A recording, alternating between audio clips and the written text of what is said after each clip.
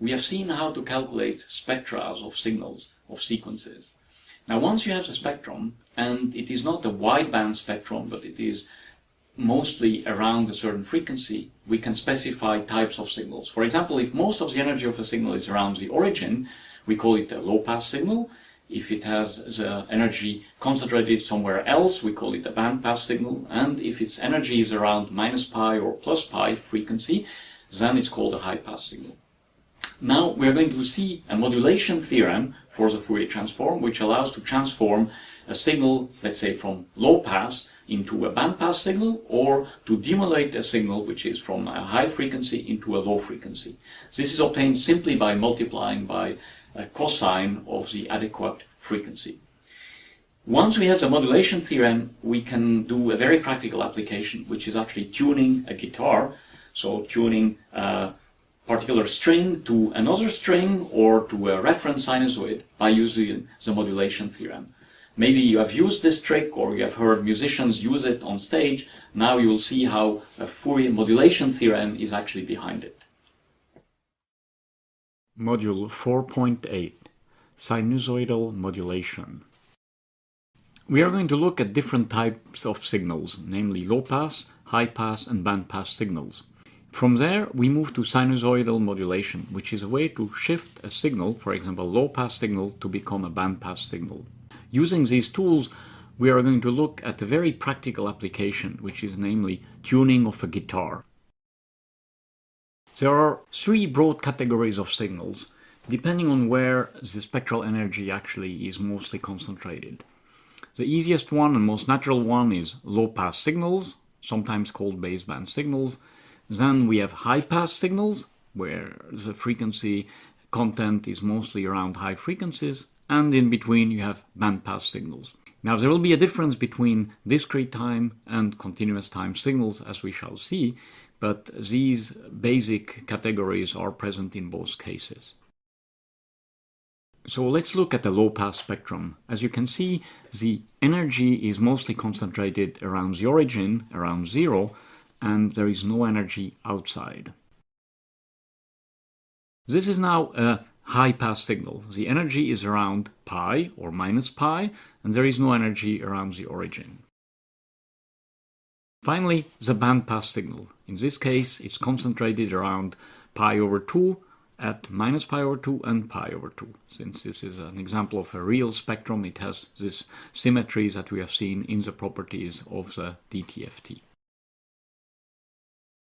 Consider now sinusoidal modulation. This is obtained by taking a signal xn and multiplying it by a cosine of omega c times n. What will this produce on the spectrum when we know x of n and its DTFT capital X of e to the j omega? So it is the DTFT of xn multiplied by a cosine of omega c times n. So that's the DTFT of, using Euler's formula as usual, of x of n multiplied by both e to the j omega cn and e to the minus j omega cn. And this simply creates a double spectrum, namely it's equal to 1/2 capital X of e to the j, omega shifted to omega c and shifted to minus omega c. So usually we take xn as a baseband and omega c is called the carrier frequency. Now to get an intuition for this formula, think of the following case. Think of x of n being the constant. So we simply have the DTFT of cosine omega cn, which of course has these two peaks at omega c and minus omega c, as we know from the DTFT of a cosine function. So this gives intuition. So if xn is a very, very narrow band, low pass signal, it looks a little bit like a constant, and then through modulation it will be moved to these two peaks at omega c and minus omega c. Let's do this pictorially. So we start with a spectrum. Here it's a triangular spectrum around the origin. We move it to omega c multiplied by 1/2. That's the first green spectrum. Then we move it to minus omega c. It's a blue spectrum, also multiplied by 1/2. And this is the result, the red spectrum now after modulation. So the central peak has been moved into two half as big peaks at minus omega c and omega c. We know that the spectrum is 2 pi periodic, so let's show a few periods here from minus 4 pi to plus 4 pi, shifted to omega c, green spectrum, shifted to minus omega c, blue spectrum, and the resulting red spectrum. Now one has to be careful if the modulation frequency grows beyond a certain point, and we are going to demonstrate this again pictorially. So here omega c is very close to pi, the maximum frequency, close to minus pi, the blue spectrum, and we see now that we have a funny looking spectrum around plus or minus pi and plus or minus 3 pi. This is not exactly what we had expected. So if we blow it up, we can see that we don't have the triangular spectrum anymore. We have a piece of the triangles and something funny around minus pi and pi.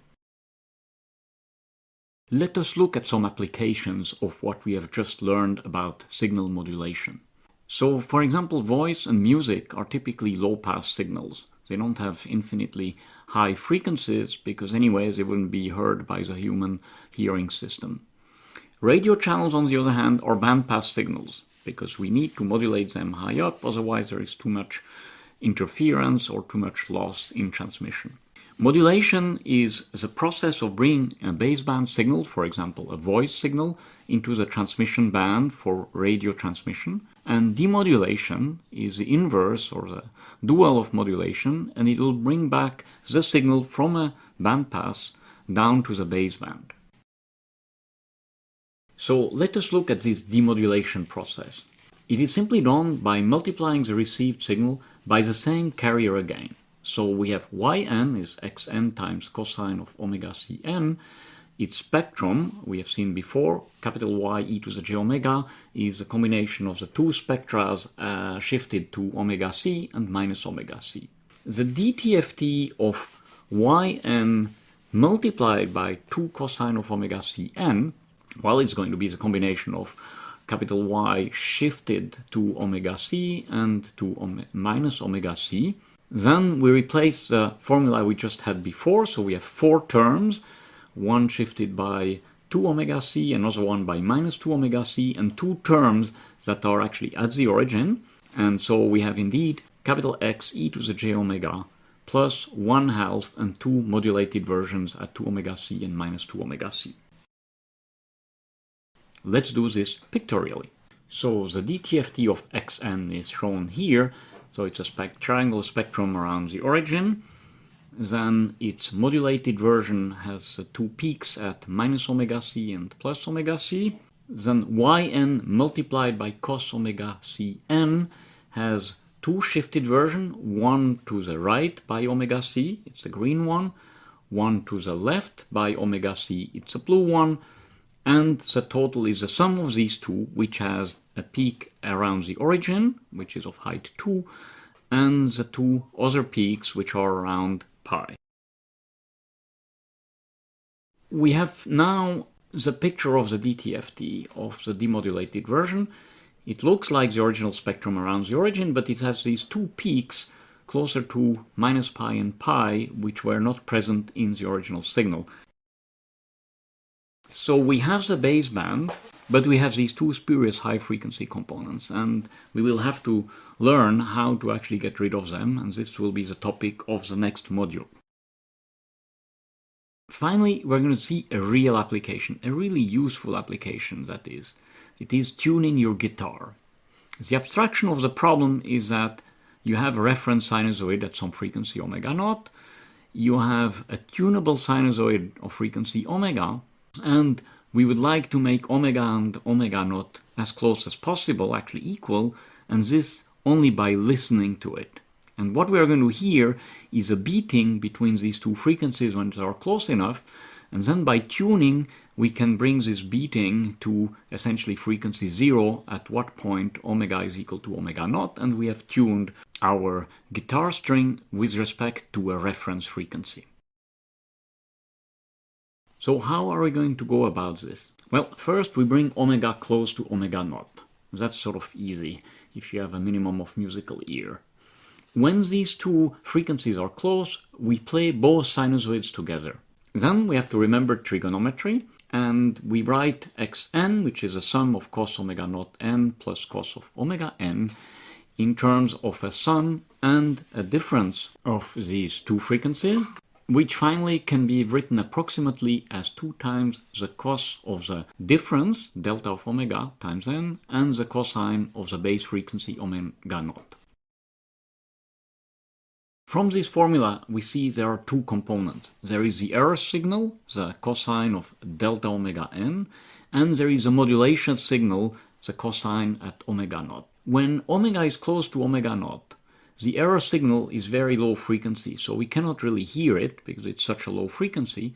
So the modulation will bring it up to the hearing range, and we're going to actually hear it as an oscillation of the carrier frequency. And we're going to see this pictorially in just a moment. Let's look at the pictorial demonstration here. So we start, omega 0 is 2 pi times 0.2, omega is 2 pi times 0.22.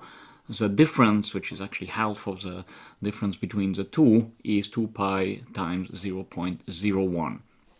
We see now, interestingly, we have the carrier frequency, which is a red curve, modulated by the difference, by cosine of delta of omega.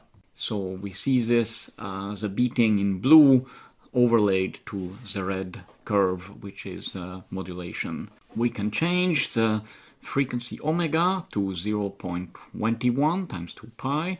The difference now is 0.005. The beating is slower. We pick omega is equal to 2 pi times 0.205. The beating is even slower.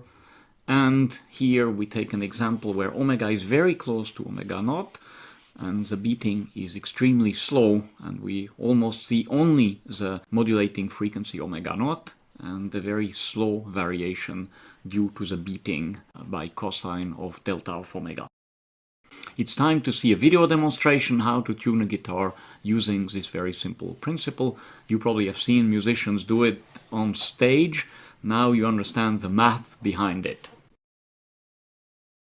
Okay, after all these math, let's try to do something useful, like tuning an electric bass. An electric bass has an E string, which is a frequency of 41.2 Hz, and A string, which has a frequency of 55 Hz. To use the result we have just seen, we want to find two frequencies that we want to make equal. As long as they are not, there will be a beating that we can adjust. We're going to hear this in just a moment. So the first harmonic of the E string here is at 83.4 Hz. The third harmonic is at 164.8.